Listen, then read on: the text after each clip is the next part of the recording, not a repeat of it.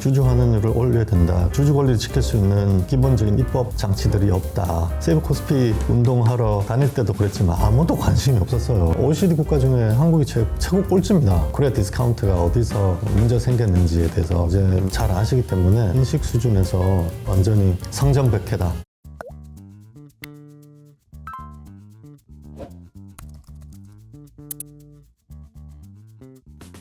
안녕하세요. 이호석입니다. 오늘은 김규식 대표님 모셨습니다. 안녕하세요. 안녕하십니까? 네, 대표님 굉장히 오랜만입니다. 네. 잘 지내셨죠? 네네. 네네. 알고 계시겠지만 세이브 코스피라고 정확하게 2년 전 이때쯤이었던 것 같아요. 그때도 날씨가 상당히 추워가지고 그 파카를 입고 여의도 바닥을 돌아다니면서 세이브 코스피 해야 된다 이렇게 돌아다녔던 기억이 나는데 벌써 한 2년 정도 지났어요. 딱 2년 됐네요. 그죠? 네. 그때만 해도 무슨 세이브 코스피? 뭔 소리야? 라는 분위기였는데 분위기가 정말 많이 바뀌었다라는 생각이 좀 들어요. 진짜 상전백해입니다. 그래서 요즘에 이제 많은 분들이 뭐 배위업 프로그램이다 이런 식으로 해서 이제 많이 이야기가 되고 있긴 한데 최근 분위기가 그때랑 비교했을 때 어느 정도 변화가 있었는지 이런 이야기를 좀 해주시면 어떨까요? 말씀드린 대로 상전백해로 생각을 하는데 그때 제가 한국기업 거버넌스 포럼 회장이 막 되고 그리고 이제 새로운 국면으로 한국의 기업 거버넌스와 자본시장 그리고 코스피가 코스닥까지 포함해서 이제 새로운 도약을 해야 된다. 그러기 위해서는 무엇이 필요한가 이런 이제 의견 저희가 제안을 적극적으로 하고 있던 시점이었는데 그때 저희가 두 가지 말씀드렸어요. 하나는 주주 환원율을 선진국 수준으로 올려라. 70%까지. 그때 25% 정도였거든요. 일본이 한 35% 정도 됐고 그때 계속 올라가고 있죠. 대만이 한 65% 정도 되고 지금도 그 정도 되고요. 뭐 유럽은 한 70%, 미국은 90% 정도 되거든요. 전 세계에서 OECD 국가 중에 한국이 최고 꼴찌입니다. 주주 환원율을 올려야 된다. 그리고 주주 권리를 지킬 수 있는 기본적인 입법 장치들이 없다. 그래서 8가지 입법 장치를 도입해야 된다. 이제 그런 제안을 했었는데 그때 세이브 코스피 운동하러 여의도에 다닐 때도 그랬지만 아무도 관심이 없었어요. 이게 무슨 말인지도 모르겠고 주주 환원율이 뭔지도 모르는 상황이었으니까. 그때 좀 추웠던 기억이 나요. 네. 많이 추웠어요. 많이 추워서 그 저녁 먹으면서 기 빠개서 그러니까요. 그랬던 기억이 나는데 지금은 이제 그 뒤로 지금 정부가 바로 기업 밸류업 프로그램 다음 주 월요일에 제안을 한다고 하는 그 기업 밸류업 프로그램의 첫 번째가 주주 환원율을 올리라는 겁니다. 그래서 이제는 정부조차도 공감을 하고 있고 대부분의 이제 국민들은 코스피의 코리아 디스카운트가 어디서 문제가 생겼는지에 대해서 기업 지배 구조가 문제가 있고 그래서 주주 환원율이 너무 낮고 여기서 발언한다는 거를 이제 잘 아시기 때문에 국민들이 인식 수준에서 뭐 완전히 상전백해다 이렇게 말씀드리고 싶습니다. 그때와 비교하는 게 의미가 있을지 모르겠지만 불과 2년 전이어가지고 2년 만에 벌어진 변화치고는 굉장히 큰 변화다. 진짜 어안이 벙벙한 정도로 어질어질하다 그러죠. 그때는 제가 기억에 대표님이 이번에는 분위기가 달라요. 정부도 조금 관심이 있는 것 같아요. 정도였다면 지금은 정부가 앞장서서 이런 변화를 하고 있다는 것이 물론 뭐 비판인도 목소리도 있습니다. 이렇게 하는 게 맞냐, 뭐 절차상의 문제나 여러 가지 이야기가 있지만 그때와는 분위기가 많이 바뀌었다라는 이야기는 또 한편으로 생각해 보면은 지금부터 생각해서 앞으로 2년 후에는 좀 더 많은 변화가 있지 않을까 이런 생각도 좀 할 수 있는 것 같아요. 훨씬 달라지죠. 이제 테이크오프하는 이륙하는 기업 거버넌스의 개혁, 자본시장 개혁이 이제 이륙한다 이렇게 저는 말씀드릴 수 있을 것 같고요. 앞으로 2년 뒤에는 훨씬 더 많이 좋아질 거다. 그렇게 기대하고 있습니다. 어떤 게 좀 필요할까요? 순서상으로 보면은 어떤 부분들이 이번에 밸류 프로그램에 포함될 수 있는지 혹은 이제 어떤 게 포함되어야 되는지 이런 부분들을 좀 얘기해 주신다면 어떤 게 있을까요? 정부의 기업 밸류 프로그램이 아시다시피 일본의 기업 거버넌스 그리고 자본시장 개혁 벤치마크한 내용이잖아요. 그래서 일본의 벤치마크하는 그 내용들을 보면은 기본적으로 이제 ROE 종전에는 자본시장 개혁이나 거버넌스 개혁을 기업의 관점에서 기업 경영진이 주도해 나가고 기업 경영진에게 맡겨놓은 그런 관점에서 투자자 관점으로 관점을 바꿨다는 거예요. 그래서 투자자가 바라보는 거버넌스에서 요구하는 그것이 뭔지 이런 관점으로 이제 바꿔서 앵글을 바꿨다는 거기 때문에 투자자에게 중요한 건 ROE거든요.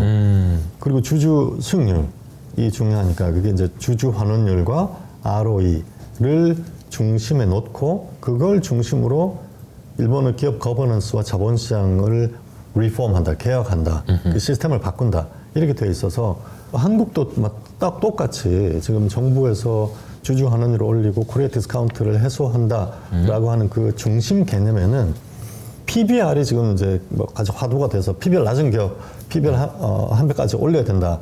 PBR 한 배 이하의 기업은 정신 차려라. 이런 컨셉으로 지금 나가고 있지만 사실은 그 이전에 ROE가 낮은 문제를 먼저 해결해야 되거든요. 장기적으로는. 코리아 디스카운트 PBR 한 배 미친 PBR이 낮은 기업이 두 가지 이유가 있는데 하나가 ROE가 원래 낮아서 ROE가 뭐 1%, 2% 이렇게 돼서 PBR이 0.5, 0.3, 0.1 이렇게 내려가고 있는 뭐 이마트 같은 경우는 뭐 지금 그 상황 아닙니까? 그리고 엔소프트도 예전에 ROE가 20% 넘었다가 지금은 ROE가 5% 이하로 떨어져 있거든요.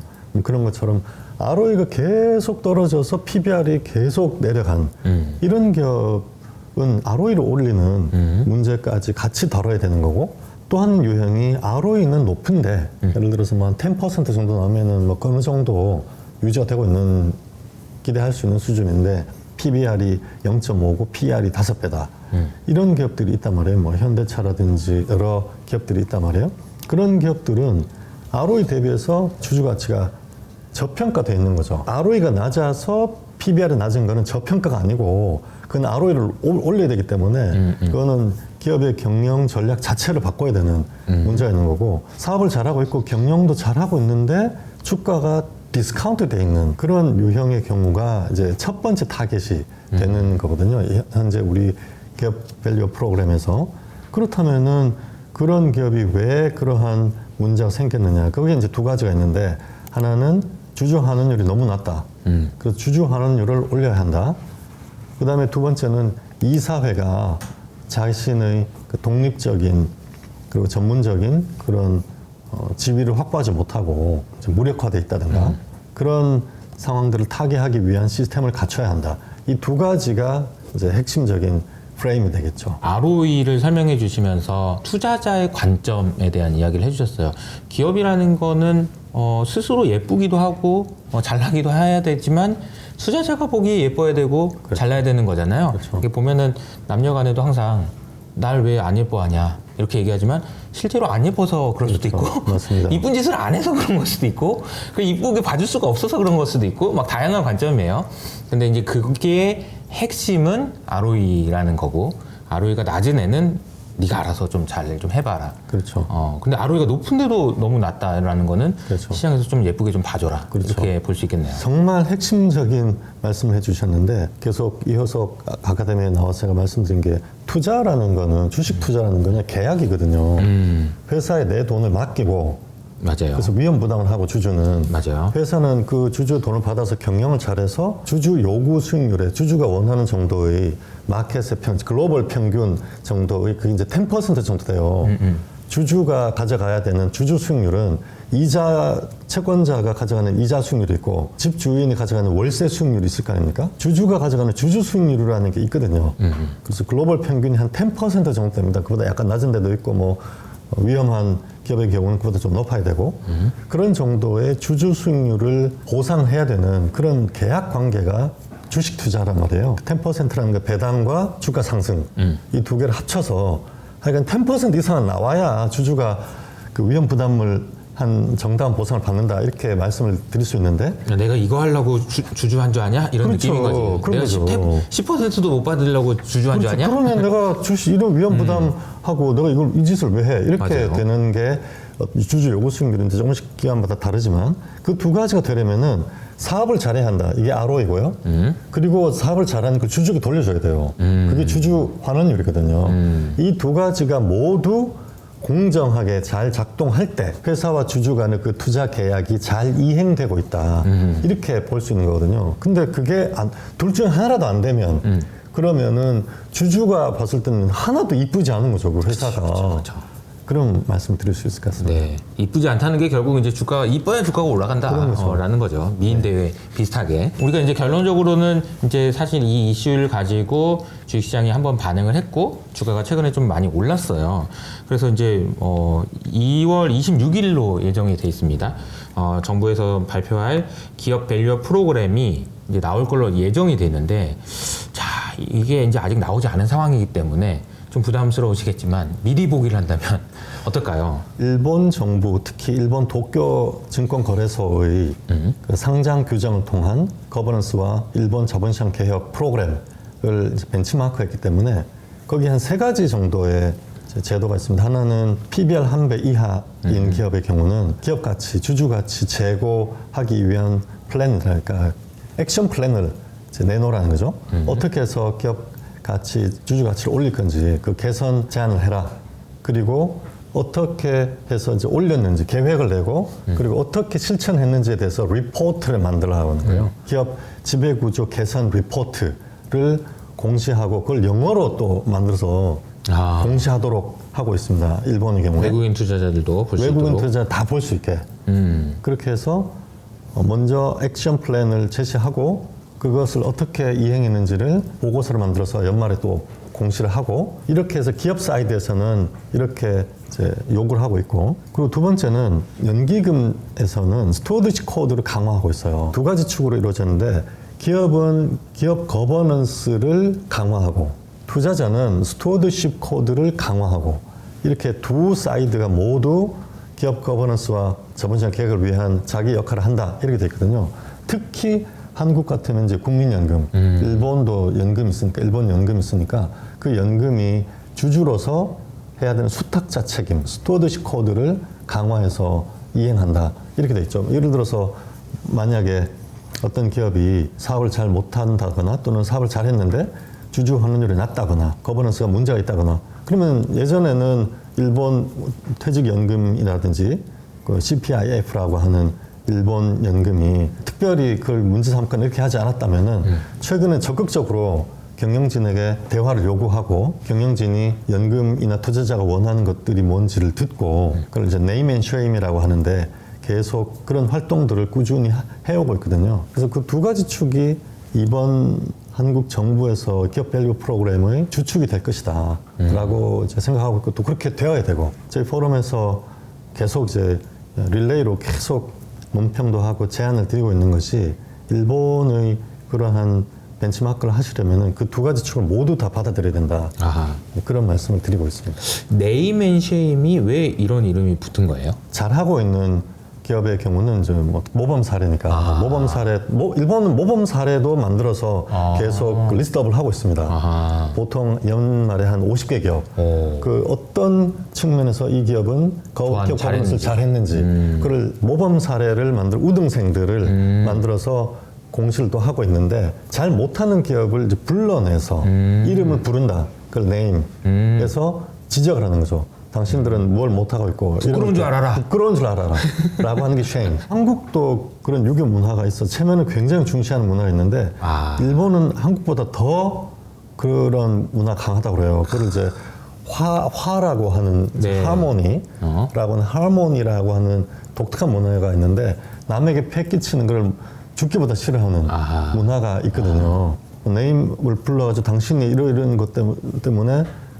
주주들에게 피해를 주고 있고 또 자본시장 전체에 물을 흐리고 있다라고 하는 그런 내면 쉐임의 정책이 잘 먹히는 시장이라는 거예요, 일본이. 그래서 한국도 그런 내면 쉐임의 정책을 이제 쓰게 될 텐데 한국은 그런 정책이 일본과는 좀 문화가 달라서 뭐 특히 한국 같은 경우는 지배주주의 지분율이 일본보다는 좀 높은 편이거든요. 그래서 그런 정책보다는 좀 더 제도화된 그런 시스템으로 액션 플랜을 미리 내고 공시하고 그리고 기업 지배구조 보고서를 또 만들어내고 스튜어드십 코드를 강화하고 일본은 이제 프라임 지수라고 해서 한 200개 정도 되는 기업들을 그런 모범생들이죠. 기업 거버넌스와 주주 환원을 잘하는 기업들을 넣어가지고 프라임 지수라는 걸 따로 만들었어요. 그러니까요. 신기하더라고요. 네. 한국도 그런 모범 지수를 만들어서 거기에 뭐 한 최소한 100개라도 넣고 그 기업들에는 상당한 베너핏이나 뭔가 인센티브를 주는 혜택을 혜택을 수 있도록. 주는 그런 프로그램을 적극적으로 도입해야 되지 않을까 그런 생각입니다. 일로 와봐라. 좀 부끄러운 줄 알아. 뭐 이런 느낌이네요. 그렇죠. 그죠? 네. 우리나라에 있는 기업들도 뭐 하나 찍히면 한 번 잘못 찍히면은 진짜 혼쭐이 날 것 같아요. 너무너무 부끄러워서 맞습니다. 다시 고개를 못 들을 정도로 막 그렇게 될 수도 있겠다는 생각이 들어서 이게 잘 반영되어 있는 정책이 나오는 것이 너무너무 중요할 것 중요합니다. 같다라는 네. 생각이 드는데 대답하시기 좀 어려울 수 있지만 이게 세론이 나올까요? 아니면 그래도 다시 또 갈까요? 와 대단하다 대단한 박수를 칠까요? 아니면 알고 있었잖아 이렇게 될까요?